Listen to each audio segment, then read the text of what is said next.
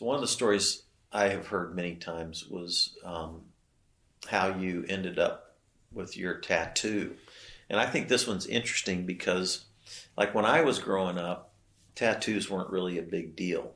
No. Like my friends weren't getting tattoos or anything like that. But You know, when I was pastoring, all of a sudden, my younger crowd, it was so trendy to get tattoos, right? Well, Yes. then in the church world, there were people who didn't think people should get tattoos. And Yeah. I'm like, my dad had a tattoo before tattoos were cool, But tell us that story around the tattoo. Well, part of it was cool. We were Jay, the guy that I was on the train with that came from Texas. We were out at a place where you didn't get Cokes and Pepsis. You got something else, and we were both under the weather a little bit there, and we were drinking too heavy. Yeah. And he stood up in the middle of nowhere and said, "There's not a Kansan in this place that'll do what a Texan will do." And I said, "Oh, yes, there is." And so he said, "I'm going to go get a tattoo." And I said, "Well, if you are, I am." And we went down to a tattoo place and down on the waterfront, which was a no-no from the word go because it was rough. And we both got the same tattoo. And I've got it on this arm right here. And it's so old that it looks like it's warped. And you can't hardly make out the letters USCG.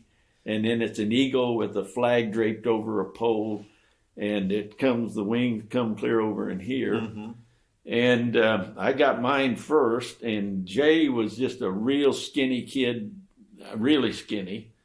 And they was doing his outline of his tattoo, and he passed out, and I just got up and left and went back to the ship. I found my way back, I don't know how. And he got in trouble. He told me the next morning, and then when I woke up the next morning, I found some newspaper wrapped around my arm with Scotch tape holding the newspaper in place. And I just kind of didn't hardly remember what it was. And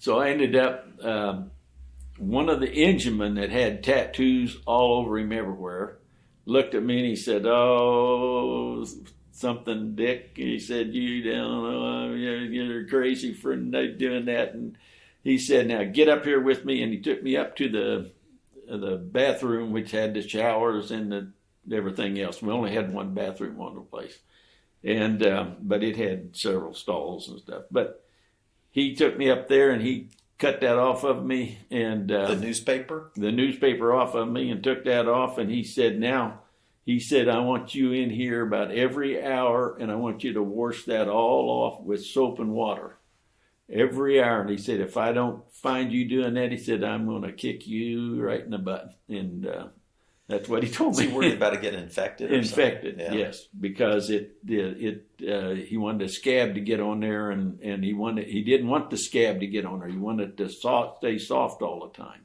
Wow. So I ended up doing that, and Jay finally came back to the ship. Anyway, he was there the next morning when I woke up, and he passed out when that thing got so hard on him it hurt so bad, and over here, and basically when there's outline in it.